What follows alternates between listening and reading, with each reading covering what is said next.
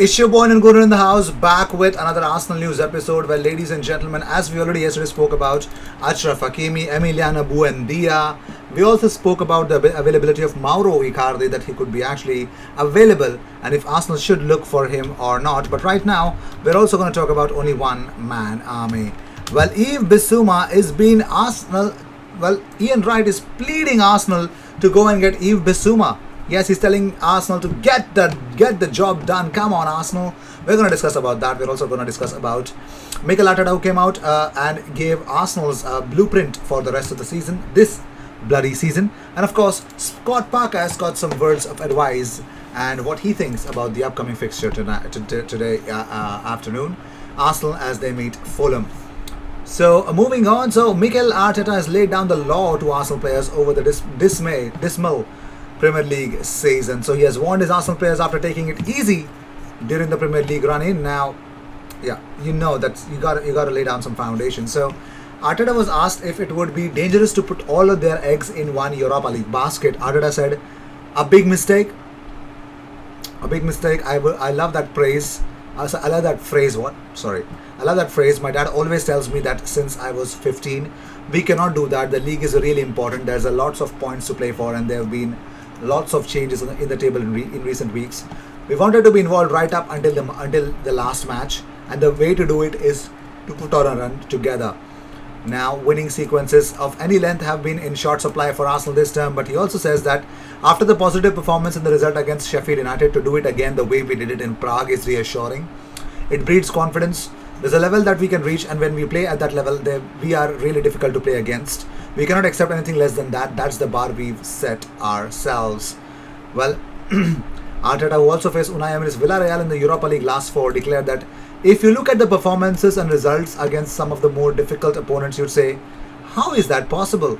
This hasn't happened in years here, but then for different reasons, some in the details, some of our own mistakes, we've conceded and given away a lot of points.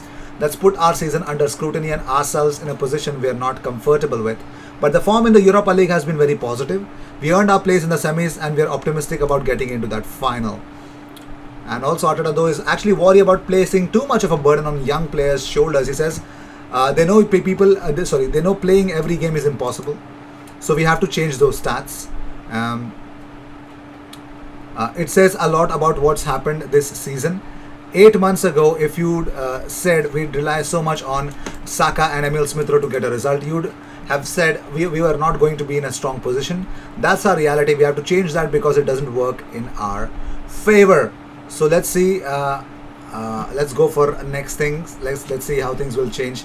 Will Arsenal get the best out of their team tonight against Fulham? Because Fulham, since Arsenal met them last, are a changed team. They're not the same team anymore, and you know what I mean. Well, moving on, so Scott Parker also has his vision for the game tonight. He says he actually praised high quality of Arsenal starlets Bukayo Saka and Emil Smith-Rowe ahead of Crunch Emirates showdown as Fulham boss urges his youngsters to show resilience in relegation battle. Now, Scott Parker has hailed Arsenal's youngsters, but they have a battle of their own. Is Scott Parker is fighting a relegation. So he says what young players normally bring is an energy and a real freedom at times.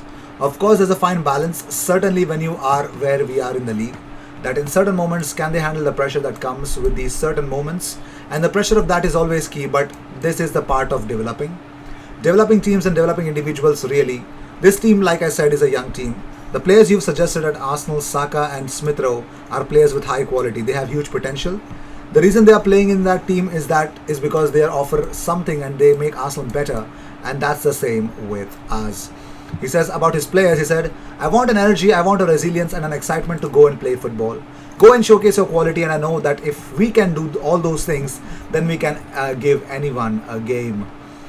And he's not wrong. They really are making things difficult for anyone that they're actually coming across in the Premier League, and I'm loving it. I'm really loving it, and I'm looking forward to a very important encounter. And also about the centre-back pairing of Mari and Rob Holding, Arteta said, with Pablo, his biggest attribute is his leadership. You see how he communicates. He has the qualities to make the people around him better. We got a clean sheet against Sheffield. That's why I played Pablo and Rob Holding together again. And we got another clean sheet, so he has now the right to play. So yes, ladies and gentlemen, now you know it is what it is, and we are going to deal with that. So did you know Joe Willock, as I already mentioned, if you've not seen my last night's video, Joe Willock came on against Newcastle versus West Ham yesterday night, and they were actually drawing 2-2. Yes, West Ham, Newcastle had taken the lead 2-0. West Ham came from behind, and then Joe Willock's header was the third goal for Newcastle, and that buried the tie, and West Ham actually lost all 3 points to Newcastle, ladies and gentlemen. Yes, dashing their hopes to get the Champions League top 4 spot. It's quite difficult, I must say. It's really difficult, but trust me, Joe Willock crushed, and he wanted 3 points for his team because they are really getting into that relegation zone. So he actually got the third goal. So Joe Willock did Alexandre Lacazette's iconic trumpet celebration for his crucial late goal in Newcastle's 3-2 win. So Lacazette saw this, okay, and posted this on his Instagram story. I love that, my bro, and yes, he loves it. He loves the trumpet celebration because Alex Lacazette did not miss that Joe Willock has done this. Beautiful, beautiful, isn't it? I loved it. Loved it to the core. So Mikel Arteta might have found the perfect £26 million Alexandre Lacazette replacement for Arsenal. Well, we all know the future of Alex Lacazette is in the air for now. So he was again the main man on Thursday against Arsenal's scintillating 4-0 victory against Slavia Prague. But Frenchman's impressive performance set the tone. But what about the future? So notwithstanding his good form across the campaign, it is still not clear whether he'll be offered an extension to his current deal or not. We'll have to wait for it. So if they do, then here's an update about what Arsenal can actually go for in the window, because one candidate that stands out for several reasons is Frankfurt forward Andre Silva.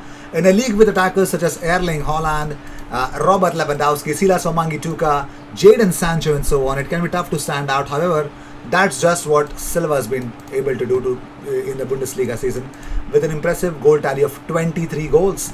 That's the second highest in the division, behind only Lewandowski and 2 goals ahead of Erling Haaland.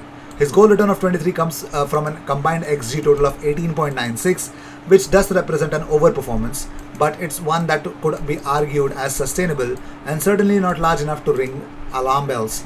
Well, additionally, his post-shot XG of 21.64 is much closer to his goal return of 23, which could indicate he has a knack of turning low-quality chances into goals thanks to his high-quality finishing. Also, in terms of his profile, he stands out as a decent 6 foot in height and possesses good technical skill, dropping into pockets when required to link with teammates or playing on the last shoulder of a defense, trying to make penetrating runs in behind. Another desirable trait that he has a real tenacity and high work rate. Frankfurt under manager Adi Hütter are one of the most aggressive pressing teams in the Bundesliga, and he plays a key part in this philosophy, leading and harrying from the front. He leads the way for his team in terms of pressure inside the attacking third this season. Now he also ranks the league's top 3% for sprints made and top 15% in terms of distance covered, which is impressive for a forward. Beyond all the above, what makes his potential acquisition more than just a pipe dream is the reported exit clause of 30 million euros, 30 million euros in his contract, which runs until 2023. If Arsenal are out of Lacazette as an option, they should actually go for Andre Silva, according to this report. So let me know, would you guys really want Andre Silva, or would you rather give a new contract to Alex Lacazette? Moving on, so Ian Wright has identified Yves Bissouma as a dream midfield partner for Thomas Partey at Arsenal. Now, Ian Wright says Yves Bissouma would be an ideal partner for Thomas Partey in midfield at the Emirates, and he's not wrong.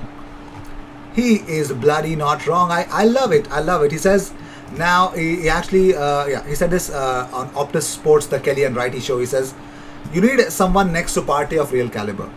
People keep mentioning Bissouma, if only someone like Bissouma, but Arsenal have to be in European competition. We need that player next to him. We want to play out the back, get it to the Partey and have that solidity of Partey. And I know I'm dreaming, but Bissouma to get the people to a player like Odegaard, if he stays, a massive if. After seeing the place in the Europa League semi-finals, Ian Wright believes that Arsenal could actually, enter the prime and the biggest, grandest stage of the European football, the Champions League, if they win it.